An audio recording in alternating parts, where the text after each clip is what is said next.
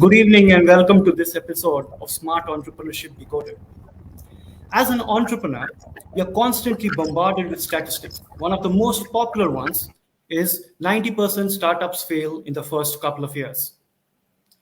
Do you know 90% of the incubators also fail in the first few years? Out of the 10,000 odd incubators in the world, 90% don't make any money. Why do they fail? After all, when you think of incubator, what comes in your mind? The closest parallel is when a baby is born and is weak, is put into a medical incubator with doctors and nurses watching them till they come out healthy. That's what incubators are supposed to do with the ideas of entrepreneurs. But why do they have such a high failure rate? Think about it. If this situation was in a hospital, would you even put your child in such an incubator? What an entrepreneurship ecosystem requires is incubators that bring in the three essential I's. What are these three I's? Innovation, a complete uh, ecosystem of labs, equipment, etc. So that's the first I, innovation. Most incubators don't have it, right? They just have a few computers. It's like having a hospital without an operation theater. The second I is industry. Unless you have industry that is giving you problems to solve for or absorbing and mentoring you, there is no incubation. And finally, the third I is investor. Unless people are willing to back the ideas, there is no entrepreneurship ecosystem. So it is these three I's that make a successful entrepreneurship ecosystem or an incubator. But most incubator owners concentrate on the fourth I, which is infrastructure.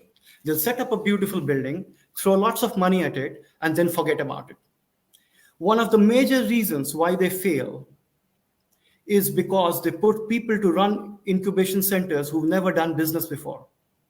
Will you go to a hospital and get yourself operated by a doctor who's never operated before? Will you get into an aeroplane where the pilot has never flown before? Why would you take your company to a place where nobody has done business before? Which brings me to the point of our guest tonight. A highly accomplished individual has seen success in corporate life, entrepreneurship, and then for the last 5 to 7 years has been the founder CEO of what I consider the gold standard of incubator and accelerators in India or anywhere in the world, where all the three I's are in place. Please join me in welcoming the CEO of iCreate, Mr. Anupam Jalote. Hi, Welcome, Anupam. thanks. Thanks for the warm welcome, Nalin. It's very flattering. No, I had the privilege of visiting the center 3 years ago, and I was very impressed at the thought that had gone behind designing every aspect of it, from the labs to the focus that we are a technology incubator and this is the bare standard we need. Even though at that time you all were also trying to put various elements together, and now I see how it has all come across beautifully. So, to your mind, what is it that you do that makes you different from so many incubators which are just struggling to get people? Hmm. Yeah, it's actually a very good question, Nalin. And as you yourself in your field would have discovered, see, you're an outlier in the investors field and in getting things done, and as an entrepreneur yourself. So you know that very seldom is it something radical or exceptional that needs to be done or actually gets done.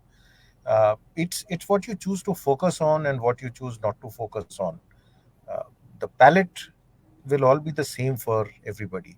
What I guess worked at iCreate was something as vague as a self-fulfilling prophecy. When we were founded, we were told you should become the IIT IIM for startups. Now we took that to heart and we said, okay, if there is thought leadership called for here, then we can't just do what everybody ends up doing.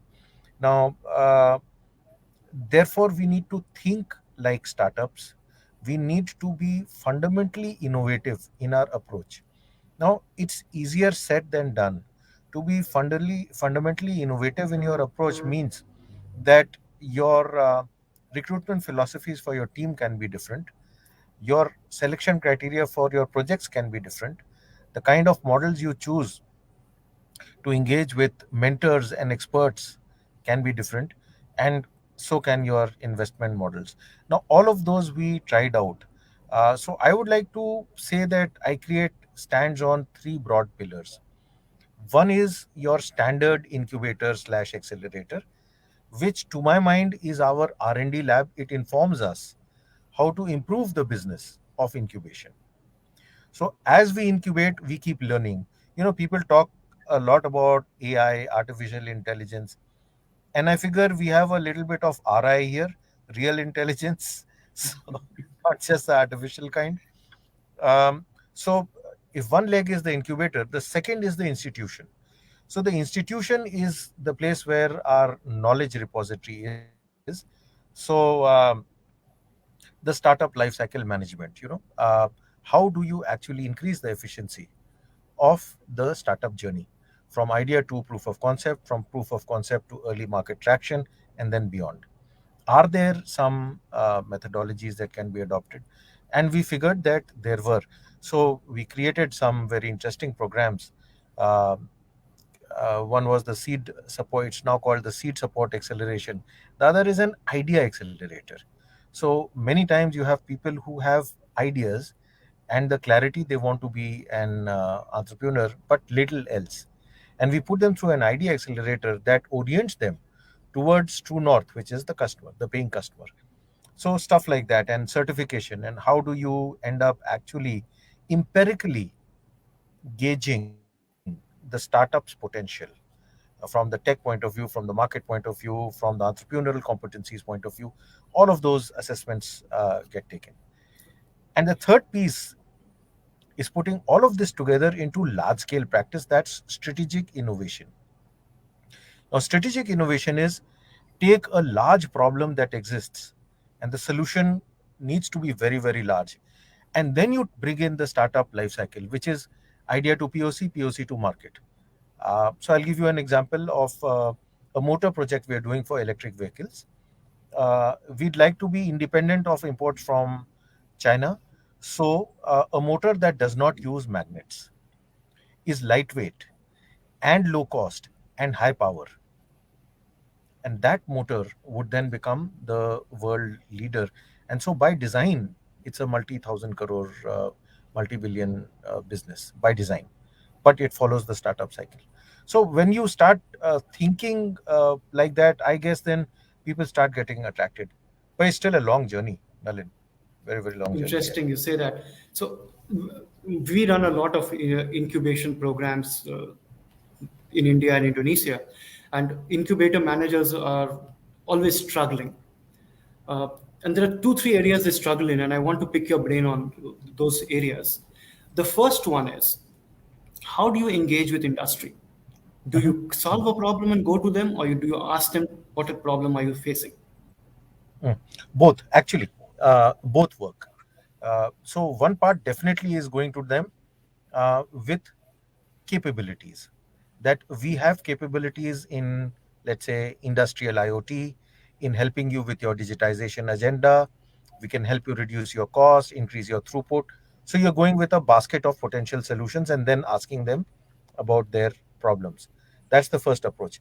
The other is you go with specific solutions, that okay, we've got energy monitoring and usage reduction system, and we have a dashboard and intelligence, and it can be deployed across all your units. So both of them work, but it calls for um, expensive resources, because you need to talk to the plant head level, the CXO level, as an equal, from a position of knowing and confidence. uh, Unfortunately, startups themselves lack this maturity and gravitas most of the time in the early stages, and so that burden comes to the Yeah, incubator. it is. You make a very important point. I keep telling the incubator owners that you have packed the place with administrators. What you need Yeah. is senior networkers who will Oh speak to yeah. the government, who will speak to the industry as an equal. That is why you need people with track record like yourself, and I've met your other staff members as well. And Mm. that's one of the things you do really well. The second one that I want to pick on is mentoring is a huge part, but I find a lot of incubators uh, just throwing some alumni or somebody who's visiting the city or some midlife burnt out individual in front of the people and say, mentor them. Anybody who they can get for free, preferably. What has been the approach of iCreate? So good mentoring is not free. It's never free. So since we have a specific technology focus, so we paid money and retained people who are specialists in the technology. So at least on the tech domain, we've got retained people who spend quality time, not on a best effort basis, but because they're compensated for that. And it does not put any additional burden on the startup initially. It's only when they start consuming more than a certain amount of time that they're expected to pay for the time themselves. And then as startups grow, their requirement for expertise becomes very specific. Then the kind of profile that you described, a generic good natured human being who wants to give generic advice, that's useless, because they want doors opened, they want specific prescriptions. Ki, do not do this, or please do this. And that only comes from somebody who's been there, done that. Is uh, that point where you really think of the company as something that is an you're going to accelerate? Is that the stage where you need, because most incubators are confused whether they're an incubator or accelerator. They don't know the difference, uh, mm, and they land up leaving all entrepreneurs half pregnant. So is that a place where you see Lovely. that so acceleration so starts? if we move away from semantics, because sometimes words can get confusing, what is our solemn responsibility? To convert an innovative idea into commercial success. True. As we handhold a project across its startup journey, at some point a conviction starts coming inside us that there is a chance that this one can become successful. When you start getting that thought in your mind is the point when you start dedicating and spending serious money on that project. Remember, it's your own investment that you're trying to make more profitable for yourself.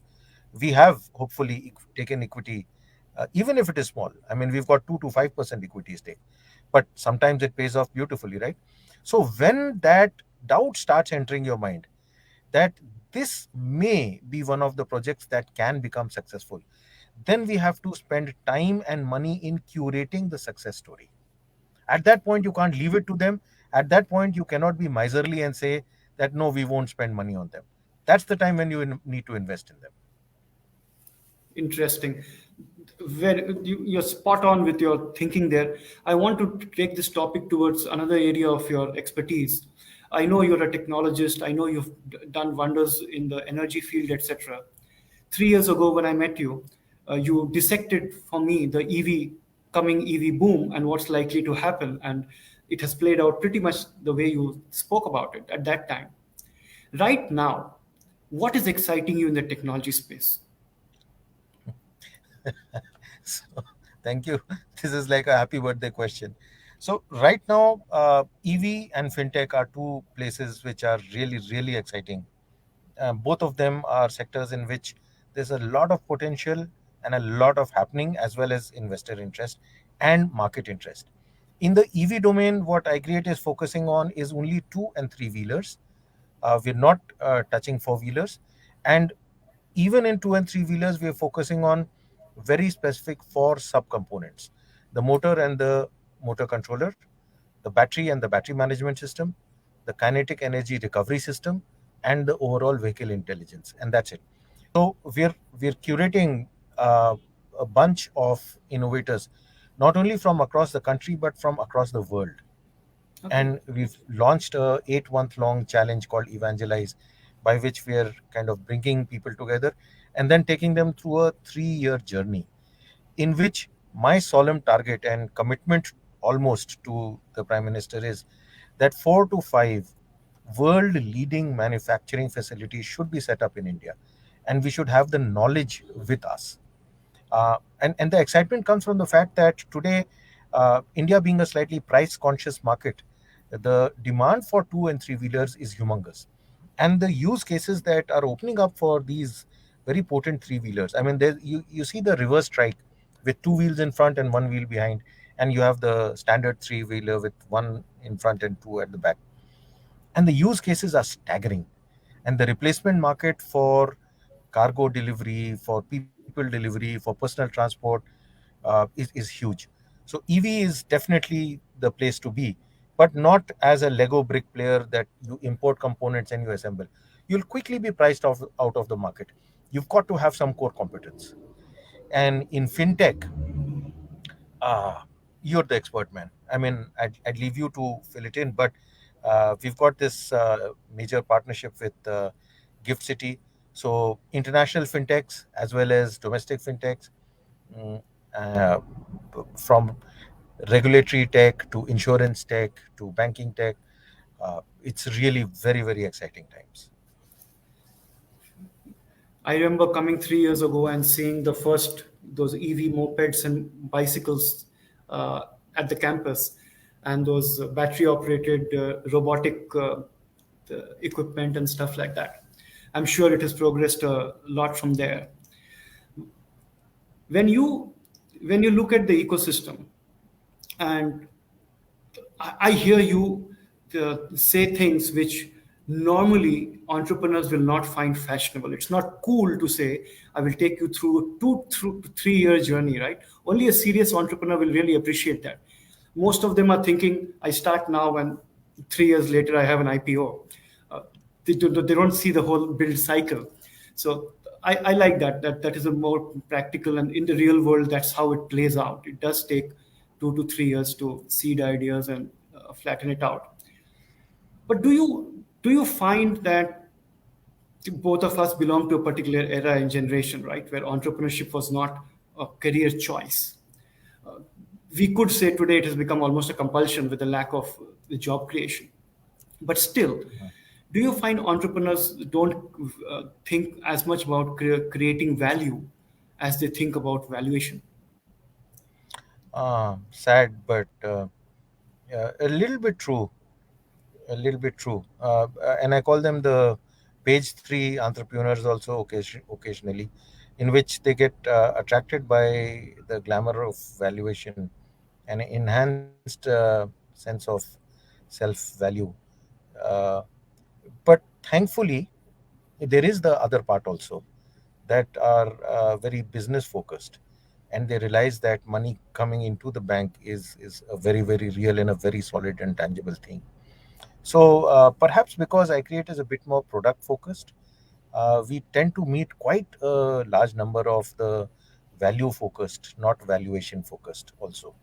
So while what you're saying is true, but there is a small but really significant number of the other kind also, which is what excites people like you and me and keeps us happy in this space. One of the pleasures of working with young entrepreneurs is it kind of re-energizes. Mm, For me, it's re-energizing, right? New ideas, fresh people, hungry for success. You also feel learn a lot from them. mm, So one of the other things that I often notice, and I don't know what your experience is on that, would love to hear your thoughts. There's a lot of IIT IIM focus in our country, or whatever, premier institute focus. And it so happens that the investors also tend to come from there, and they form an old boys club. It's a proven fact. In America, 65 to 80% of the VCs come from the Ivy League. So, do they look at entrepreneurs with a certain filter, which puts tier two and tier three town entrepreneurs at a disadvantage for no fault of theirs? Is there a role that I create plays in that area? again, very, very nuanced question. And where do you dig these questions up from, Nalin? Do you attend a class? Do you get tutorials? Well, so, but to answer that one, yes, there is a reasonable amount of, uh, let us say, attraction if you're uh, if you've got international degrees, international work ex, your desirability quotient is higher. If you're from IIT, IIMs, or premier institutes, again, it's higher. And again, you're right, spot on. Incubators like ours, when we support on the merit of the idea. So people, we find a lot of our people coming from tier 2, tier 3, and not a conscious choice at all. We're just filtering through ideas which have a high probability of success. Since we support very, very early stage, uh, we see more determination and a desire to, plug away at it till success comes. And a very shocking revelation has been that some startups that we tend to write off early on, they stick around, and then some magic happens, some chemistry changes in their mind, and 2 3 years down their journey, they get transformed. It's that swan moment or whatever, and they just transform. And so therefore, people who focus only on credentials are, I think, losing out there. Yeah, It's a very rich texture to the innovation true. ecosystem in India, Interesting and you that say is that. what inspires me. I have noticed in the fund fest we do in India and Indonesia that the entrepreneur who gets laughed off the stage by the investor, he gets funded Mm, first outside. He has the mm, last laugh. It's very interesting, how these things sometimes play out. mm. Let me come to another problem that incubator owners face in both the countries I'm operating in, which is retaining the top talent. There is a person like yourself who is given continuity, and I notice from the newfound aggression of I create in the social media of attracting and socializing and popularizing what you'll do, which is really needed, and I applaud you for that. How do you maintain people? I mean, it's difficult in an aspirational country like India, in a booming sector. Yeah, and especially more difficult when your chairman is an IS officer. So there are salary caps and stuff. Um, so you have to understand that this is a high turnover industry like most others, and that people will move on, and which is all right. Uh, but if you are able to engage their interest, so it's all about momentum. And since thankfully, very, very luckily, we are able to build up that momentum, it's an exciting journey. And people like being able to see some outcomes to the effort that they're putting in. And True. that's what kind of Yeah. helps a little bit. But we struggle to get good talent, and we are very much in the market all the time for good talent, and we're still looking for people right now. Yeah, there But is a sometimes we've got certain. some flexible policy Yeah. which says that you don't have to be completely based here. You can hybrid your work from wherever you are and where we need you to be, and that flexible thing starts to help a lot. Well, that's true. At least the pandemic has accelerated that process, and Mm, people are more open to it. So I'm coming to wind. Let's wind down with the last question. I want to know: you are sitting in a room and you're hearing pitch after pitch. Okay, uh, must be happening frequently for you. Tell me one thing that makes you perk up and look at the entrepreneur. That in that really, okay, I want to talk to this guy. And one thing that is off-putting for you. mm. Okay, so two sides of the same coin. What is off-putting is a lot of use of generic words and adjectives, that we're doing this for market access and we're going to leverage the knowledge play and drive a wedge into a fast growth segment, which tells you absolutely nothing. And when there's too much of that jargon, I mean, within the first 2 minutes, I actually switch off and go to sleep. And I'm sure a lot of us do that.